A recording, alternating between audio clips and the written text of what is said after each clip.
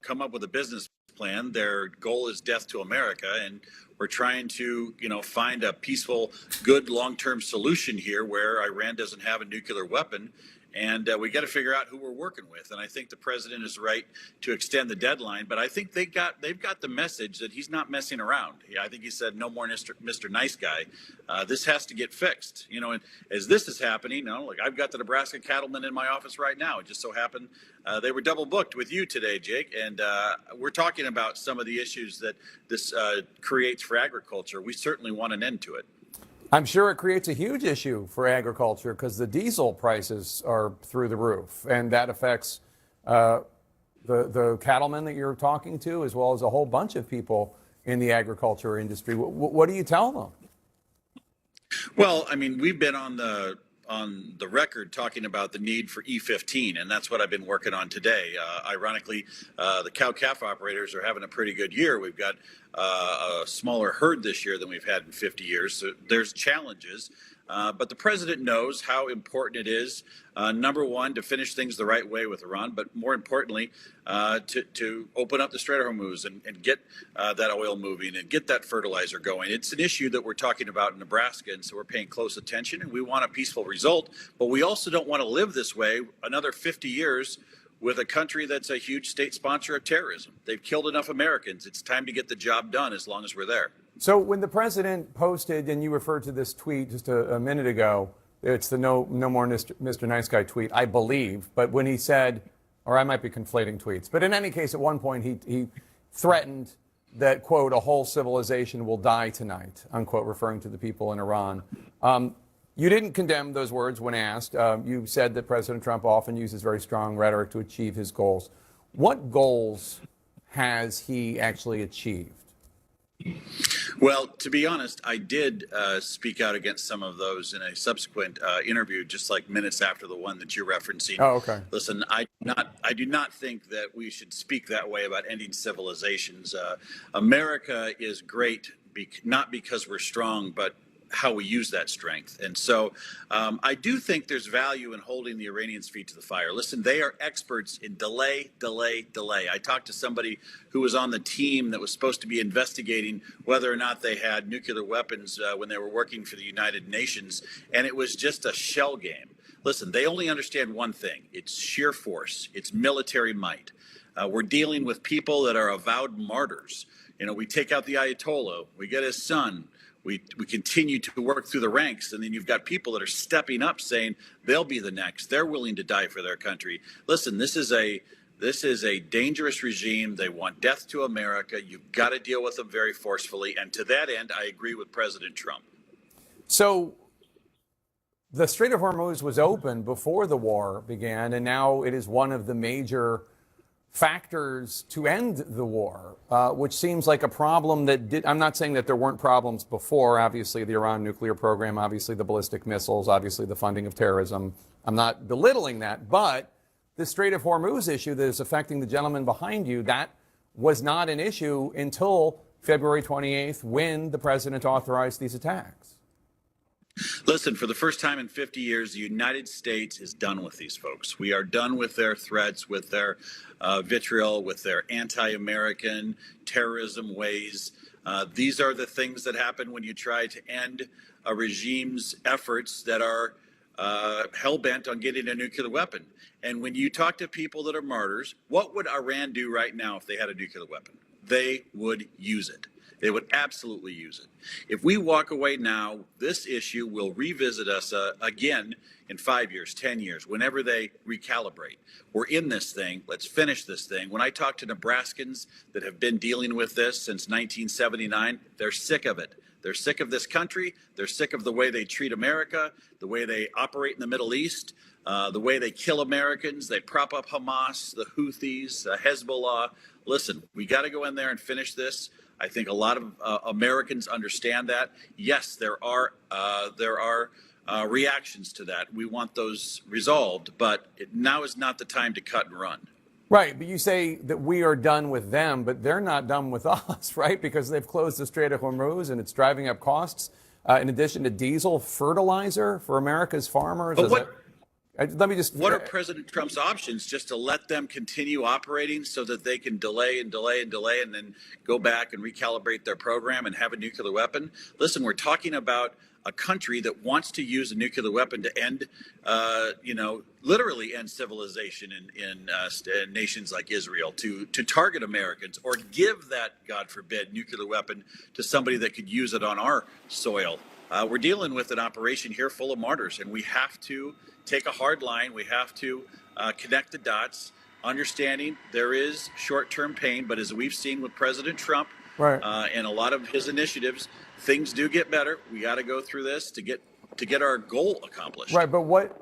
I guess that's my question. What's the goal? Because the ballistic missile program has been badly hurt. The nuclear weapons program had already been hurt from the strikes last June, and now those nuclear materials are buried even further underground, we're told. But for how long? How long that's does my this question. go? How does this end? When does it end? What's the metric? When are we going to know it's over so the gentleman behind you can say, okay, good, the prices for diesel and prices for fertilizer are going to start coming down in X number of months? Like, what is the actual end game here? What does have to happen other than the Strait of Hormuz opening? Well, I can tell you that senior leaders of Congress, others like myself, we are in classified briefings, getting updates on what's happening. The president, the White House, the Congress, we're going to have to sit down and we're going to have to, number one, understand what it's going to cost if there's a supplemental and what that money will go for. And the president's going to have to lay out its strategy as we work our way further into May. And that supplemental arrives. There'll be an opportunity for us to see where we're going.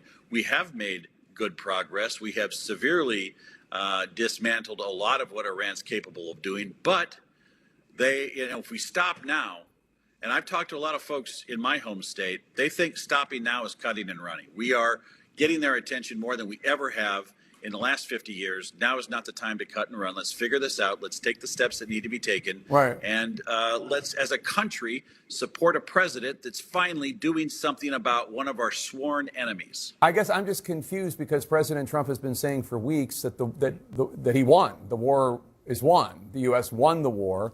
And Hegseth and others have said that the Iranian Navy is at the bottom of the sea and they don't have the capability of doing the missile construction that they did, the ballistic missiles, and the nuclear material is underground. I'm trying to understand what the metric is other than opening the Strait of Hormuz for this to be over. For, you say nobody wants to cut and run. Okay, but what still needs to be done? Making sure that there is no more nuclear weapon that comes out of Iran. But what's the metric for that? I mean, because it sounds as though they're pretty close to having achieved that if the missiles are destroyed the way President Trump and Pete Hegseth say they are. And pretty close isn't achieved. And by the way, a lot of this is handled in a classified setting with actual metrics and actual updates. And that is not something that can be shared on CNN or any other network right now. We are into this now. We have a mission to rid ourselves of a nuclear prepared Iran. The people of America have checks and balances in that there's going to be a request for supplemental. There are certain limitations on how long the president can engage in this way. There's going to have to be an opportunity for an opportunity for the White House to share with Congress where they're at. And I know that the guys behind me that are 100% for not only the cattle industry, but national security and safety from a terrorism sponsor. We want it all. We want all of the above. And I think we can have it, but it doesn't happen on a 24-hour news cycle. It happens over time, and it happens when our military leaders can go to bed at night knowing that we don't have to worry about a dirty bomb or a nuclear bomb landing somewhere in Israel or in the United States. Republican Congressman Mike Flood, thank you so much. And please thank the gentlemen behind you for what they do. We all appreciate it so much. Coming up next, the multiple allegations that led to the forced resignation of Lori Chavez DeRemer as U.S. Secretary of Labor, plus the departure today from Congress of a Democratic congresswoman, the fraud allegations that led to her stepping down. We'll dive into those. Stay with us. Hello. I'm going to tell you about Now Kennedy. The first time I met him, he was only a kid. We're family now. Ruben, it's the best and the worst thing all at once. Don't talk like you're better than me. I hate the way you live your life, but that doesn't stop me wanting every bit of it. I still trust you more than anyone.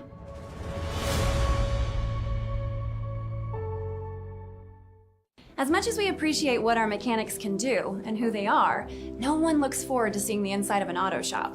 Because if you're here, your car is too. And that means something's wrong. And likely, it means an expensive repair bill. That is, unless you've called CarShield. When you call CarShield before your car breaks down, they have plans that cover up to 5,000 parts and systems of your car. Don't wait. Call CarShield today before it's too late. Call 800-788-2415. You are a best-selling author that the parents have actually heard of. I doubt that any of my books are on the shelves of this hallowed institution. They aren't. I write because sometimes I wish I was someone else. This is college. You get to reinvent yourself. That's kind of hot around here. Hi, Coach. You're a bad boy.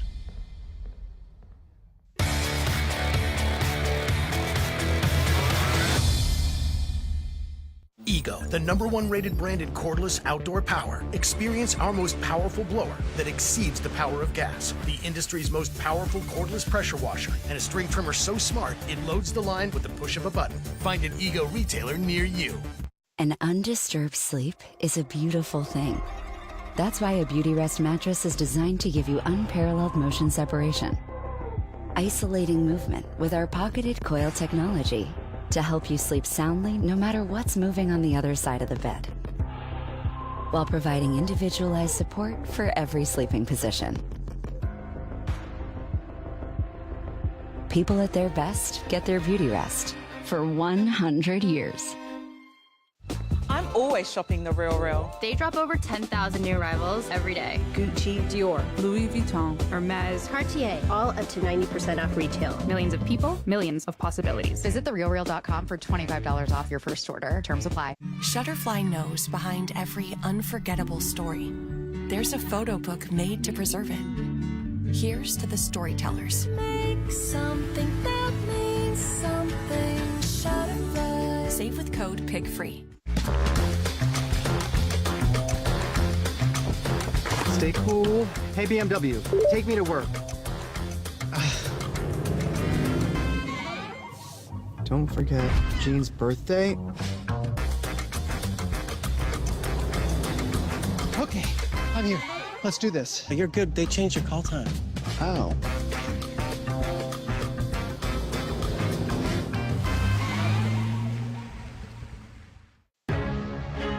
You know what time it is. What time is it? We all do. We fight, let's go! Give it everything you got. Everything you got. This is the NBA playoffs. This feels different. The stage is set. The mic is on. Dominate. 1, 2, 3. There's only one question left to answer. Who's got something to say?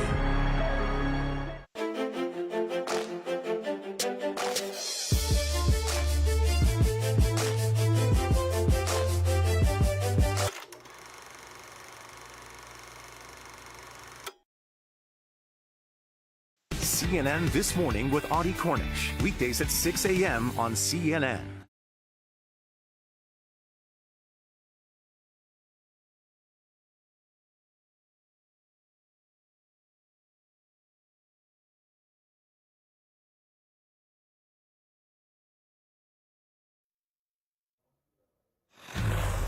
We're taking a closer look now in our politics lead at the multiple scandals that led to the ousting of former Labor Secretary Lori Chavez DeRemer.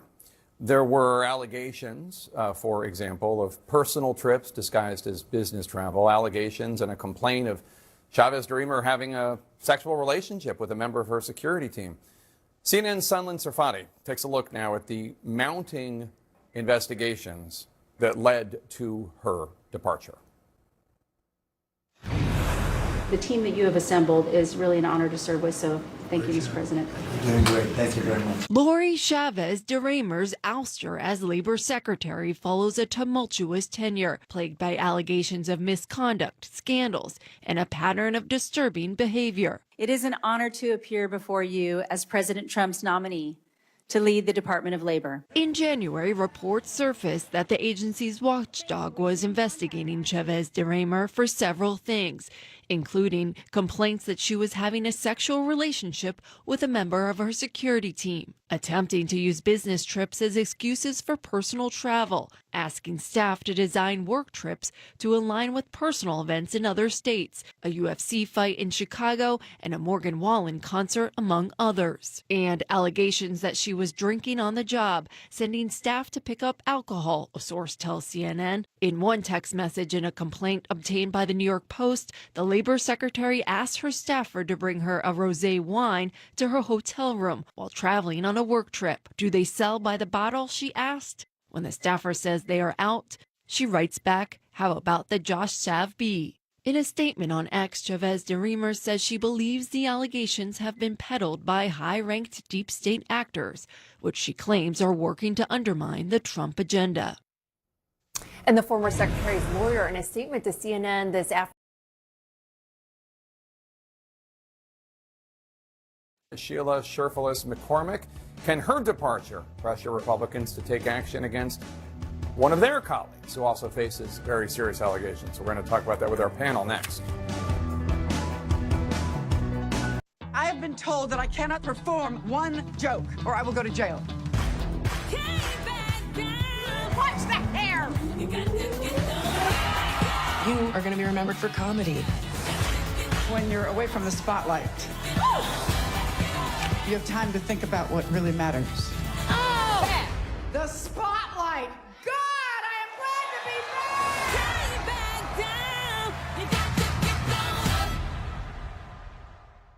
back! The Harry Potter stories are this extraordinary phenomenon. And action. To be able to build at a scale like this, it's just a designer's dream. Walking in and seeing the real trade, you imagine yourself being a kid at Hogwarts. You wait forever to do something that means that much to people.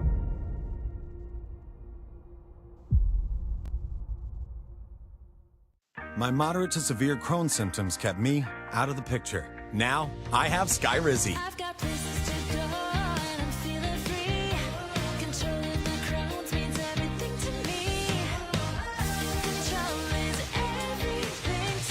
And now, I'm back in the picture. Skyrizi is the only IL-23 inhibitor proven to help achieve remission, meaning few to no symptoms in just 4 weeks for some people.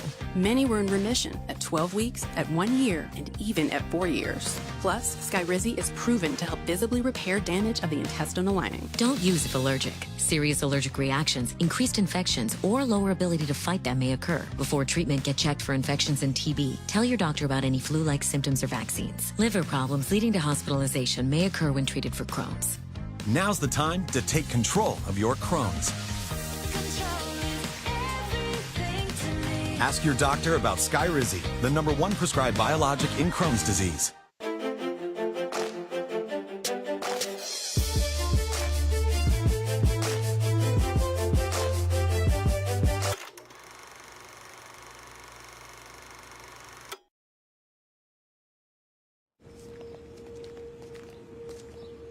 Why can't psoriasis just leave me alone? The inflammation inside. This on the outside. The pills and creams haven't done enough for me. I can feel the stares, hear the whispers. I'm done. So done. Talk to your dermatologist about your psoriasis symptoms and treatment options. Go to sodone.com. All right, so that's one pair of glasses. Yep. With prescription lenses, plus anti-reflective lens coating. Oh. Scratch-resistant coating. Did I choose? UV protection. Award-winning customer service. That's me. That's also me. Free returns, free exchanges, and free frame adjustments for life. And how much more is that? Oh, it's all included at Warby Parker. So my glasses are still just $95. Oh. Surprise! I just get excited. I have active psoriatic arthritis, but want to move with more freedom. So I'm ready to jump in with Skyrizi. Along with clearer skin, Skyrizi helps me move with less joint pain, stiffness, swelling, and fatigue. And it's just 4 doses a year after 2 starter doses. Don't use if allergic. Serious allergic reactions, increased infections, or lower ability to fight them may occur. Before treatment, get checked for infections and TB. Tell your doctor about any flu-like symptoms or vaccines. There's nothing like clearer skin and better movement, and that means everything. Ask your doctor about Skyrizi. What's happening in the arena? I'll bring you the latest from the players who are actually in the game. Because I want answers, and so do you. The Arena with Casey Hunt, weekdays at 4 on CNN, and watch on the CNN app.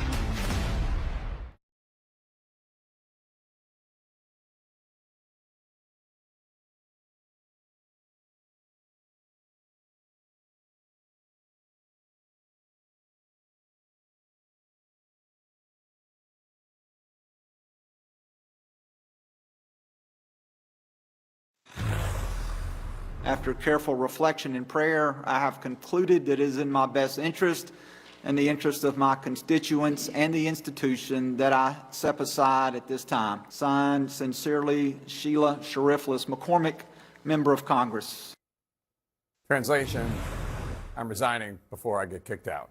And our politics lead, that is the Republican chair of the House Ethics Committee, Michael Guest, reading a resignation letter submitted by embattled Florida Democratic Congresswoman, now former Congresswoman, Sheila Sheriffless McCormick, who resigned just hours before the committee was set to recommend a punishment, including possible expulsion from the House of Representatives. The lawmaker has been charged with stealing $5 million in FEMA funds and making illegal campaign contributions. She faces a criminal trial next year regardless. She denies any wrongdoing. Here to discuss is our panel. So the Florida lawmaker posted on social media, quote, "Rather than play these political games, I choose to step away so that I can devote my time to fighting for my neighbors in Florida's 20th district." I don't know how she's going to better fight for them. Not in Congress than from, okay. But anyway, she goes on to say, "We should be very careful about the precedent we're setting in this country. We do not punish people before due process is complete." I hear that, Sabrina, but by the same token, the standard for being in the House is not the standard for being found guilty or not guilty in a court of law, right? Right. I mean, I think everyone is entitled to due process, and if there was a pending court case, she is entitled to that. But this is something that was being taken up by the House Oversight Committee, and at the end of the day, I mean, she misappropriated funds and used them for herself. I mean, stealing them for her own campaign. That is illegal. That is something that she was held accountable for. I think this was a good moment for Democrats that we do hold our own accountable, and you also saw that with Eric Swalwell last week. But frankly, yeah, she shouldn't be representing her constituents. I don't know how she's going to better help her constituents not in Congress anymore. But that's not someone that was representing her constituents to the fullest if she's stealing funds from them. And now there is a question about what's going to happen with Congressman Corey Mills, Republican from Florida. Yesterday, Republican Congresswoman Nancy Mace of South Carolina, she introduced a resolution to expel Mills, who's facing a wide range of allegations that he denies, we should say. They include sexual misconduct, financial misconduct. CNN's Manu Raju asked Speaker Johnson if he was concerned about the allegations against Corey Mills today. Here's what Speaker Johnson had to say. We are always concerned when allegations of inappropriate behavior and certainly sexual misconduct are made against members. If you talk to Representative Mills, and he's entitled to do that, he has said that all of these allegations are untrue. He is working through that. There is a due process that he is allowed, and they're going through that process, as have all the other members. Now, we should note there is a matter of House math that is probably at play. Of course. If Speaker Johnson had a 50-vote margin, maybe he would have a different position than the very slender margin. I don't know that he would, but it's something to be considering. What do you make of it all? I mean, look, this type of behavior leads to a level of erosion that I'm certainly not comfortable with. And as a conservative, not to get philosophical here, I mean, I'll bring up a little bit of moral relativism. I mean, so are people's moral values dependent upon what's in their interests? And so because due process and systems exist, morality and ethics should just go out of the door? I don't necessarily agree with that. And third, I'll finally say that when you have people in power who aren't held to account at all, it does indeed reduce trust that the American people, Democrats and Republicans alike, have in our systems, and that's also not a good thing. And so I get the politics of it, but I've said this before as it pertains to the congressman out of Florida, Jake, he should deal with his issues outside of Congress, and I feel very strongly about that. Mm-hmm. Let's turn to Trump's cabinet shakeups. We have so many people being accused of corruption that I have to go one by one by one by one. We don't have time to soak over one. So the Labor Secretary, former Labor Secretary Lori Chavez-DeRemer, the latest to step down against misconduct allegations. Others could soon follow theoretically. There's been reporting about Commerce Secretary Howard Lutnick. He's facing questions from Congressman Jamie Raskin, a Democrat from Maryland, he says he's allegedly profiting from the Supreme Court's ruling to strike down tariffs. Raskin wrote in a press release, quote, internal documents reviewed by Wired, that's a media publication, news media publication, revealed that Cantor Fitzgerald, a firm where Lutnick's son is chairman, apparently engaged in a scheme to pay 20 to 30 cents on the dollar for tariff refunds, betting that the courts would reverse the administration's tariff policy and securing a staggering 3 to 5-fold return on their investment. Now, in a social media post, Cantor Fitzgerald denied the allegations. Quote, we want to reiterate that Cantor Fitzgerald has never executed any transactions or taken risk on the legality of tariffs. What do you make of this all? Well, I think we're seeing many officials in this administration profiting and really expanding their wealth. I mean, it's not just Lutnick's sons, potentially. It's also, I mean, look at Trump's sons. Look at the business dealings that they're having. Look at their crypto and Bitcoin investments. Look at every time Donald Trump travels, he stays at, a Trump property. That is money going back into the Trump infrastructure. And so I think to what Shermichael was saying earlier is people in power have to be held to the same conduct and standards that we do across the board, whether it's at companies or small businesses. And there are people in power abusing that. And I think this administration allows some leniency when it comes to members of their cabinet or their friends. And that's frankly not right. Lutnick's also expected to testify to the House Oversight Committee probe on Jeffrey Epstein next month. Pam Bondi was shown the door partly because of her mishandling of Epstein.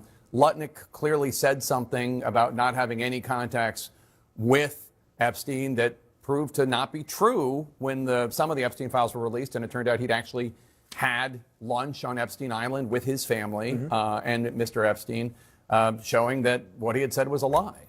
Yeah, look, I don't know if he did anything illegal, but I'll say this, as a strategist, you never want any person around the principal to bring their baggage, particularly with midterms coming up. We have a war in Iran we're trying to bring a resolution to. You have the economy that is, quite frankly, unstable for half of the country.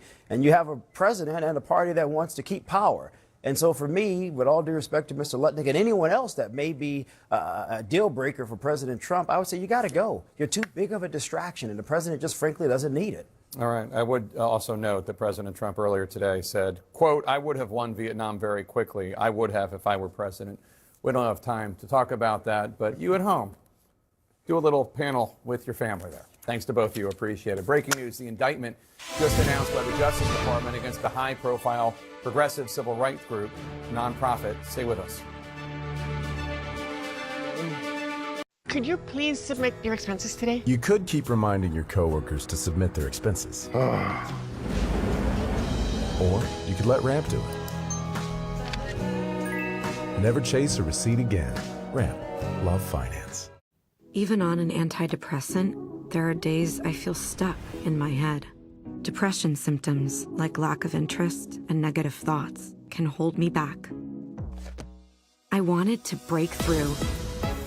I asked about Vraylar. Adding Vraylar to an antidepressant significantly reduces overall depression symptoms better than an antidepressant alone.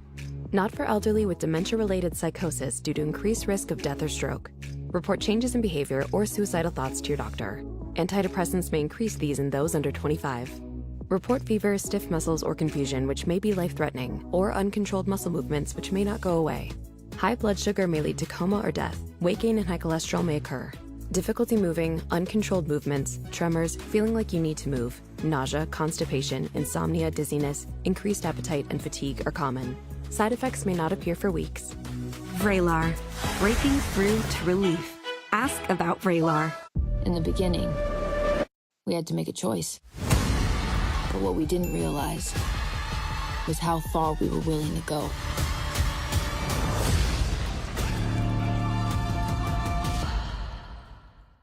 Another day. Same pain, same meds, same struggling for symptom relief.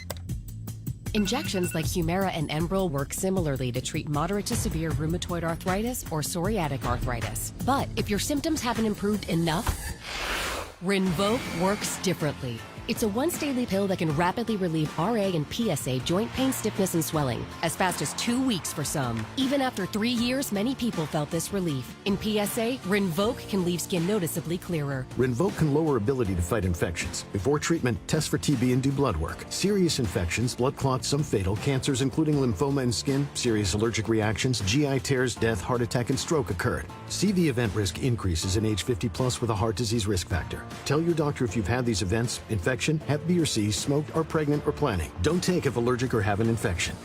Do something different. Ask your doctor if switching to Rinvoq is right for you. Rami Youssef is back in his third HBO comedy special. He's got the solution to AI. You guys have seen what's happening on Grok? Any picture of any woman, they're turning it into porn. The only thing that could help would be if all women kind of wore just all black, but only through the eyes. Selma, I will never let them grok you. Rami Youssef, in love. My moderate to severe Crohn's symptoms kept me out of the picture. With Skyrizi, feel significant symptom relief at 4 weeks. Many people were in remission at 12 weeks, at 1 year, and even at 4 years. Don't use if allergic. Serious allergic reactions, increased infections, or lower ability to fight them may occur. Before treatment, get checked for infections and TB. Tell your doctor about any flu-like symptoms or vaccines. Liver problems leading to hospitalization may occur when treated for Crohn's. Ask your doctor about Skyrizi. Every weeknight, we cover it all. Will you take this all the way to the Supreme Court? I'm not refuting a syllable of what you said. What do you say to people who are looking to find their voice? Laura Coates Live, weeknights at 11 on CNN and watch on the CNN app. CNN, nominated for 32 News and Documentary Emmy Awards, celebrating outstanding journalism, breaking news, and in-depth investigations. This is CNN.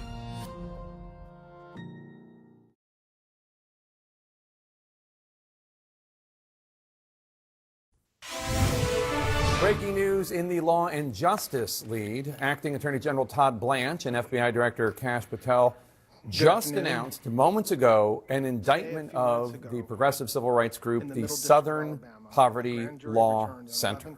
What for? Let's bring in CNN senior justice correspondent Evan Perez. Evan, walk us through the allegations. What did the SPLC allegedly do here? Well, Jake, this is an indictment that has been filed in federal court in Alabama, and it charges the Southern Poverty Law Center with a number of charges, including bank fraud, wire fraud, conspiracy to commit money laundering, and it all stems from a program that apparently has now been discontinued by the SPLC to infiltrate extremist organizations, white supremacist, neo-Nazi organizations.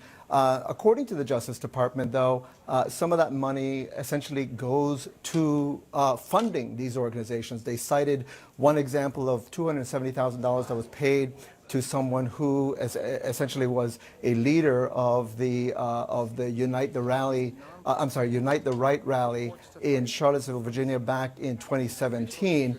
You'll remember that someone died in that rally during the violence in that rally. So one of the things that the Justice Department says is that essentially what the SPLC was doing was committing fraud when some of that funding.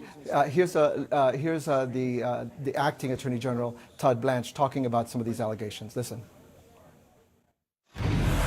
One troubling example is that the SPLC was paying a member of the leadership group that planned the Unite the Right protest in Charlottesville, Virginia in 2017 that resulted in the death of one person and injured dozens more. This particular person being paid by the SPLC allegedly received approximately $270,000. And Jake, the SPLC, which anticipated this, has issued a statement. They said, obviously this is a 5-decade-old organization that goes back to the civil rights era, and they said, we stood in the vanguard then, and we stand in the vanguard today. We will not be intimidated into silence or contrition, and we will not abandon our mission or the communities we serve. I should also note that this press conference, which is just now wrapping up at the Justice Department, Kash Patel, the FBI director, was there, and he responded to a story in The Atlantic from over the weekend, Jake, that accused him of drinking on the job. He says that those allegations are false. And he also said that he has never been drinking on the job. The acting attorney general also defended him, saying that these are allegations made up by the media and they're blatantly false. Jake. All right, Evan Perez, thank you so much. Welcome to the lead. I'm Jake Tapper. This hour, President Trump says he is once again extending the ceasefire with Iran, erasing the deadline, which was set to expire tomorrow night. The truce, Trump says, will now continue until Iran submits a proposal to end the war completely, apparently on their own time. The U.S. blockade against Iranian vessels is still in place, as is the Iranian closure of the Strait of Hormuz. We're going to go live to the region in moments. Plus, we are just 1 hour away from polls closing in the Commonwealth of Virginia for a special election with major midterm implications. Will voters in Virginia agree to a new congressional map that could turn a 6-5 Democratic majority into a 10-1 advantage? Also, the FBI says it is now leading an investigation after at least 10 scientists tied to sensitive U.S. research died or disappeared in recent years. Lawmakers say they will also investigate a potential sinister connection between the cases. What in the world is actually going on here? And on the heels of the history-making Artemis II mission, a group of more than 100 former astronauts is banding together for a new reason. Astronauts for America is made up of Republicans, Democrats, Independents, all of whom say their mission is patriotic, not partisan. So what is this mission? Well, 2 of the founding members will join us live for their first cable interview ahead. The lead tonight, just 1 day before the ceasefire with Iran was set to expire. President Trump says he is once again pushing the deadline and seemingly giving no real timeline or deadline at all. The president announcing on Truth Social that the truce with Iran will continue, quote, until such time as their proposal is submitted and the discussions are concluded one way or the other, unquote. Just earlier today, President Trump warned that the U.S. would resume bombing Iran if a deal wasn't made by tomorrow night, adding that the U.S. military is, quote, raring to go. And Vice President J.D. Vance, we should know, remains in Washington, D.C. today, despite the president saying yesterday that Vance was already en route to Pakistan to negotiate with the Iranians. CNN's Jeremy Diamond is in Tel Aviv, Israel for us, and CNN's Caitlin Collins is at the White House. And Caitlin, let me start with you. I think the big question, of course, what changed? Why all of a sudden is the deadline replaced by the complete opposite of a deadline? Well, I think, Jake, Pakistan's prime minister asking the president to do this had a pretty big role in shaping this. They've obviously been playing mediator in all of this ever since this ceasefire was first announced a few weeks ago, and they've still had a pretty big role in all of this in terms of where the president's head is at. And now you're seeing the prime minister of Pakistan thank the president for calling this off and extending the ceasefire even longer than it already was, even though just a few hours ago this morning, as the president was doing an interview, he said that he did not want to extend the ceasefire anymore and threatened to resume his bombing campaign in Iran. And so, Jake, when we look at what this actually means for what's going to happen right now, the president says they're still going to continue with the blockade of Iran's ports. Iran obviously still has the Strait of Hormuz closed and has been using that leverage as these talks have gone on. But it's a real question of what they were going to sit down to talk about should these talks have even gone on. Because, yes, the president is extending this ceasefire deadline yet again after saying repeatedly that he didn't plan to do so, Jake. But also what's not happening are the talks right now in person that we had expected to be happening basically any moment now, with the vice president scheduled to leave Washington today to go to those. We had a sense, obviously, that was likely not going to happen when we saw J.D. Vance here at the White House. He actually just left a couple of moments ago after spending the day here along with other top officials like Secretary Hegseth and Secretary Rubio. And so it's not clear, Jake, when those talks are going to resume in person. And also it's not clear how long this ceasefire is going to go on for. The president is kind of indefinitely extending it in his post. And Jake, I'll just note one thing. In terms of where the president's head is at on this and how he's feeling about this, It's hard to think of an event in recent memory since this war started where the president has not talked about Iran. I mean, he's done it at International Women's Month events. He's done it when he was signing that executive order on Saturday on that new psychedelic drug here at the White House. Today, though, he just appeared in front of athletes here, and he did not bring up Iran at all and left the room without taking any questions. Jeremy, was there ever any confirmation from Iran that they were going to go to Pakistan and attend these talks? No, Jake, Iranian officials never officially confirmed that they were going to be attending these negotiations, but there was a sense towards the end of last week, going into the weekend, that there had been some significant momentum in terms of the negotiations that were happening remotely between the United States and Iran, significant progress that ultimately culminated in Iran saying that it was going to allow the Strait of Hormuz to be reopened, to lifting its blockade over that critical waterway. But what followed was President Trump insisting on maintaining his blockade of ships going to and from Iranian ports. And that seems to have been kind of the beginning of these negotiations beginning to break down, and the possibility of those negotiations happening in the Pakistani capital seemed to grow further and further apart. And indeed today, you know, even just hours before President Trump ultimately made the decision to extend these negotiations, extend the ceasefire, just hours before that ceasefire was set to expire,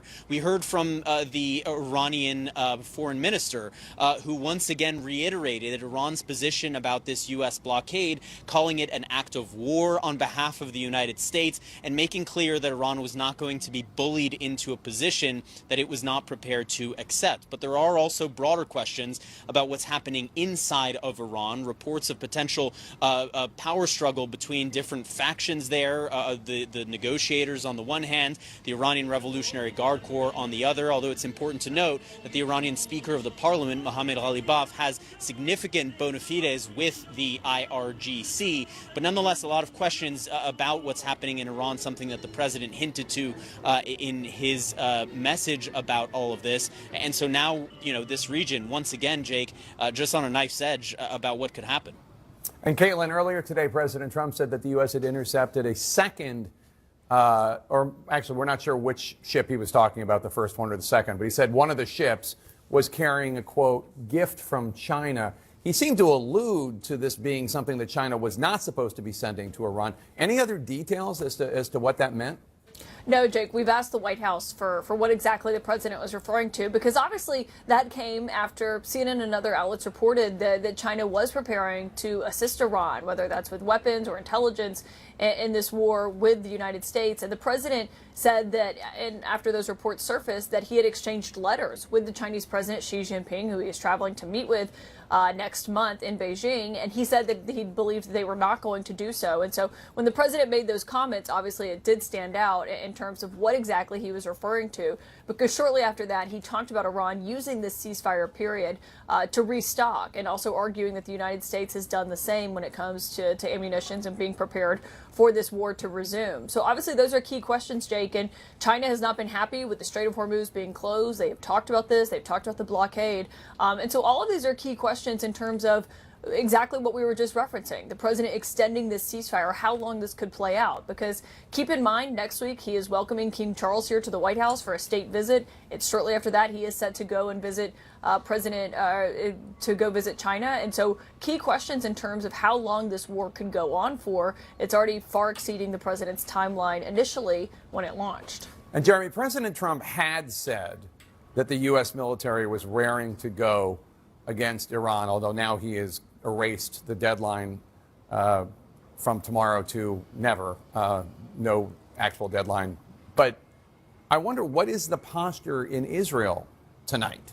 Is the Israeli military just sitting on standby? What's their position?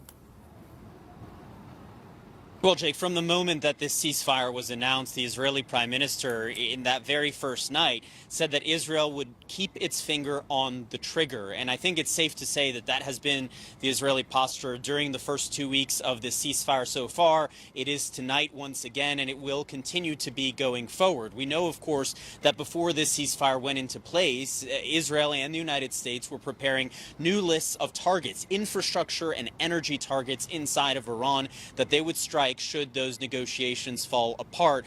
That target bank, I can tell you, Jake, is certainly ready to go for Israeli pilots to begin taking off and taking out those targets inside of Iran. So without a doubt, the Israeli military, with its finger on the trigger, should the diplomacy fall apart. And also, of course, key questions about what that will mean in Lebanon, where we've seen several violations of the ceasefire on both sides today alone, and real questions about whether or not that ceasefire could be maintained if the broader one between the United States and Iran falls apart. Remember, we're expecting key negotiations to take place between Lebanese and Israeli officials in Washington on Thursday. All right, Jeremy Diamond in Tel Aviv, Israel. Caitlin Collins at the White House, of course. Thanks to both of you. And don't miss Caitlin on her show, The Source with Caitlin Collins. Her guests tonight include Democratic Senator Elizabeth Warren, who had some sharp questions earlier for President Trump's Fed chair nominee. That's tonight at 9 Eastern, only on CNN. Is President Trump's pick to lead the Fed any closer to getting confirmed? That fiery hearing on the Hill today made it clear the vote will likely be held up. We'll explain why next.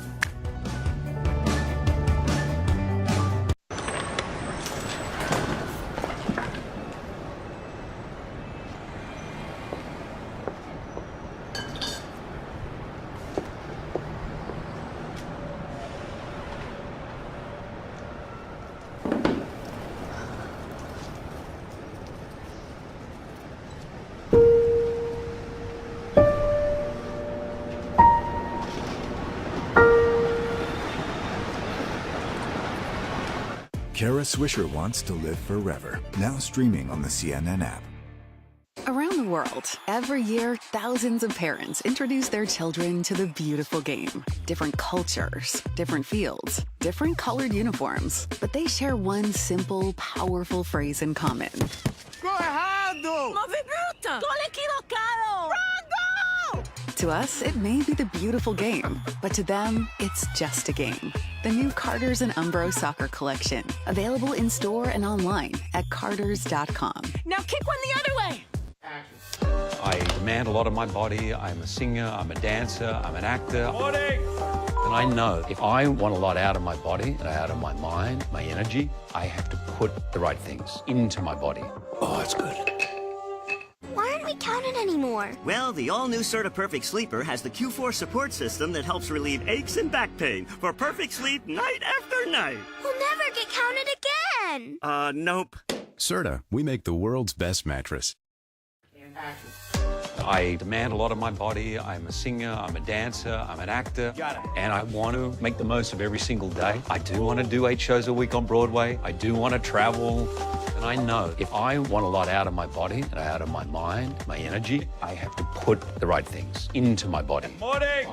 And it gives me such peace of mind to know that I have this really simple and yet trusted way of getting all the nutrition I need. Oh, it's good. Another day. Same pain, same meds, same struggling for symptom relief. Injections like Humira and Enbrel work similarly to treat moderate to severe rheumatoid arthritis or psoriatic arthritis. But if your symptoms haven't improved enough, Rinvoq works differently. It's a once-daily pill that can rapidly relieve RA and PSA joint pain, stiffness, and swelling as fast as 2 weeks for some. Even after 3 years, many people felt this relief. In PSA, Rinvoq can leave skin noticeably clearer. Rinvoq can lower ability to fight infections. Before treatment, test for TB and do blood work. Serious infections, blood clots, some fatal, cancers including lymphoma and skin, serious allergic reactions, GI tears, death, heart attack, and stroke occurred. CV event risk increases in age 50 plus with a heart disease risk factor. Tell your doctor if you've had these events, infections, Hep B or C, smoked, are pregnant or planning. Don't take if allergic or have an infection. Do something different. Ask your doctor if switching to Rinvoq is right for you. Celebrate 20 years of Planet Earth. Relive the wonder. Now streaming every episode. Featuring David Attenborough. If you think you've seen the best the natural world has to offer, think again. Celebrate the anniversary of Planet Earth with a full collection of nature documentaries on Discovery Plus.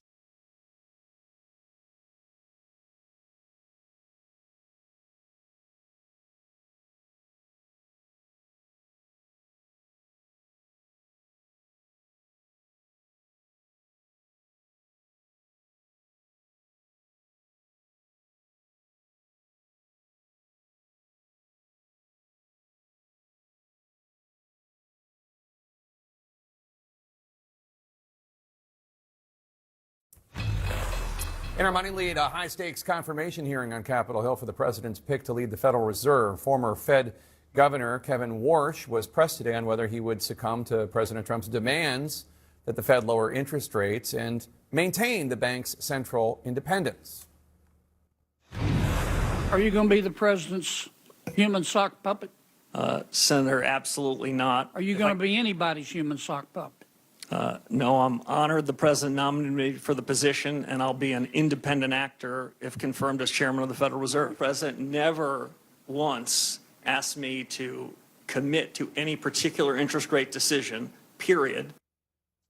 Still, there is a major roadblock in the way of Warsh's confirmation, the open criminal investigation into Fed Chair Jerome Powell over the renovation of Fed headquarters.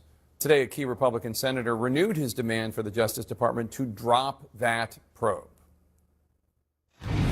We have somebody who thinks a building project that went over by about $700 million with a lot of what seemed to be justifications for it are holding up this whole process. Let's get rid of this investigation so I can support your confirmation. Here with me now is CNN's Phil Mattingly. And Phil, Senator Tillis, Republican in North Carolina, he's retiring. He's the deciding vote here. As long as he is refusing to support the confirmation of Kevin Warsh while the investigation into Jerome Powell is open, what does that mean? What happens? It means Kevin Warsh will not be confirmed to be chairman of the Federal Reserve. Jerome Powell's term ends on May 15th. President Trump has a very clear pathway to having his pick, his chair, in place, replacing somebody he's wanted to replace since his first term when he nominated Jerome Powell the first time around. If the Justice Department drops the investigation that has already had quash subpoenas by a judge, has no clear pathway forward, and that even Senate Republicans on the Banking Committee Warsh was testifying in front of today have said they have not found any evidence of wrongdoing. Trump has made clear he's not going to take that off-ramp. And Tillis has made clear he's not budging. He has nothing to lose. There is no hedging here. And I think what's important to note is in that committee, one Republican senator holds the entire future of Kevin Warsh in his hands. That's Tom Tillis. If he votes no, it's a deadlock, doesn't get to the Senate floor. There are procedural ways to try and backdoor the nomination without Tillis. All of them would require a supermajority. They don't have that. And even if it required a simple majority, the other Republicans would likely join Tillis. So there's one way to get Warsh through here. And to be clear, Tillis vigorously supports his nomination. Every Republican does. You talk to Democratic economists, they say, this guy, I don't like him necessarily, I don't support him, but he's qualified. But he's as qualified as you're going to get. The only thing standing in his way right now is the investigation. So there's this other question the Democrats are raising, which is whether or not that Warsh is just going to be a rubber stamp or a sock puppet, as Elizabeth Warren put it. And Democrats didn't seem to buy it when Warsh denied that Trump had asked him to cut interest rates. I guess one of the questions is, does he even need to directly ask him, since he's out there, President Trump, conveying that he expects Warsh to do that? I think it's very clear the president's public commentary on this has not done his nominee any favors throughout this process. He has made clear as recently as this morning, just an hour and a half before the confirmation hearing, that he has expectations that Warsh will cut rates, and he'd be very disappointed if he didn't.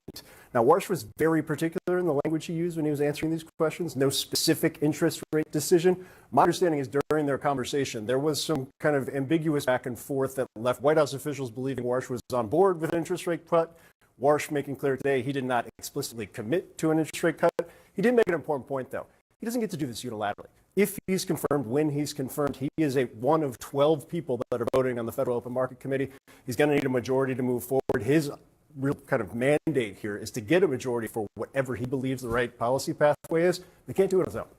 But also, just very, very quickly, it is true, though, that Warsh is picked because his views of the Fed more closely align with President Trump's. There's no crime there. I'm just saying, that's just true, right? No question about it. Okay.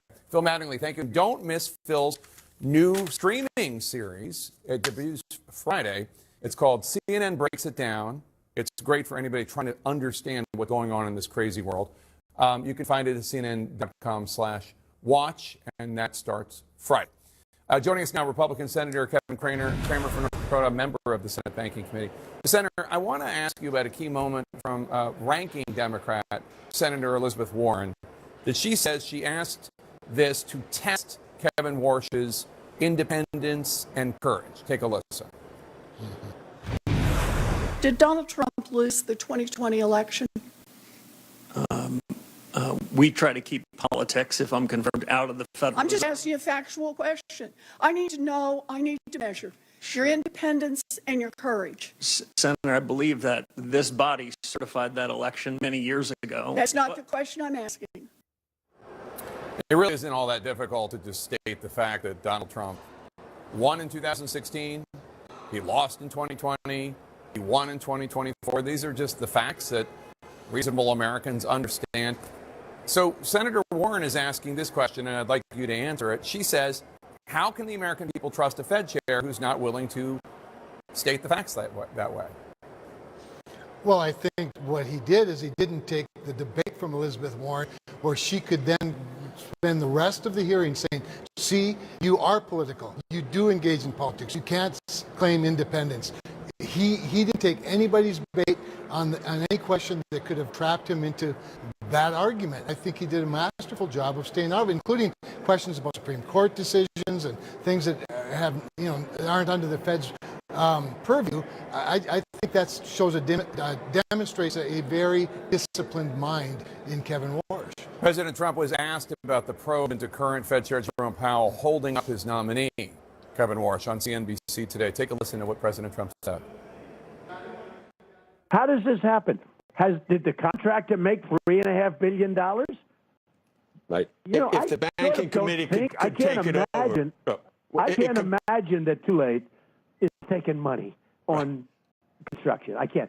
It's possible. So he's basically saying it's possible that the Fed chair is taking bribes. Have you seen any evidence that the Fed chair did anything illegal here? And are you worried that President Trump's continued push for this probe is going to prevent you from getting the Fed chair you like and you support?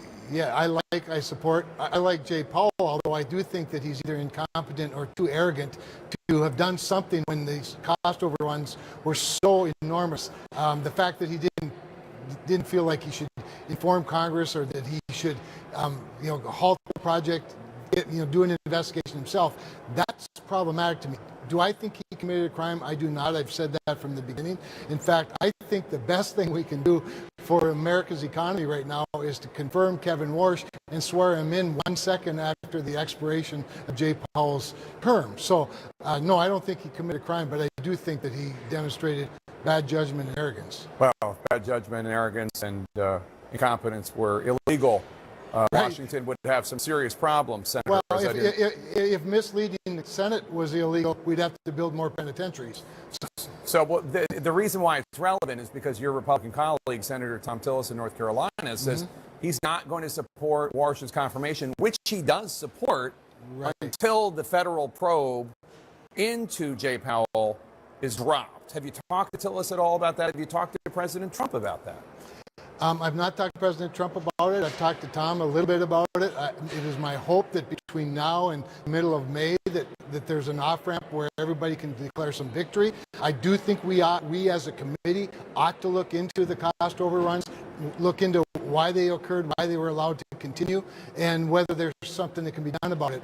But I don't think that we ought to lose the war to try to win a battle about Jay Powell when the real outcome we want is a new Fed chairman, and a very good one at that, in Kevin Warsh. Before we go, I do want to get your reaction to President Trump ending the deadline and extending the ceasefire with Iran as the potential peace talks remain muddy as to when they're going to happen again. What did you make of this move?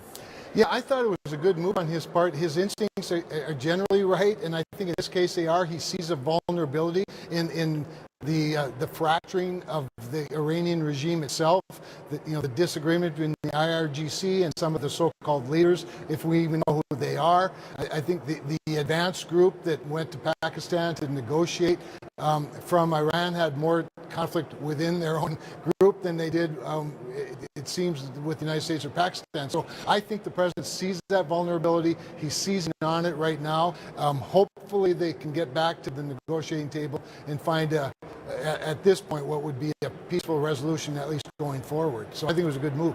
North Dakota Republican Senator Kevin Cramer, thanks for your time today, sir. We appreciate it. Always a pleasure. Thanks, Jake. At least 10 scientists with links to sensitive U.S. research have died or disappeared in recent years. Now there is a federal investigation trying to figure out what happened.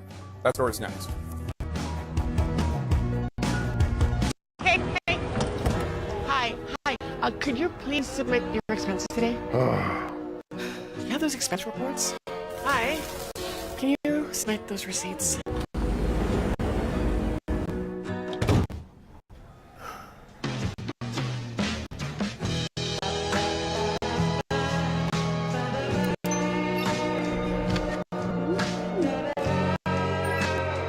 Never chase a receipt again.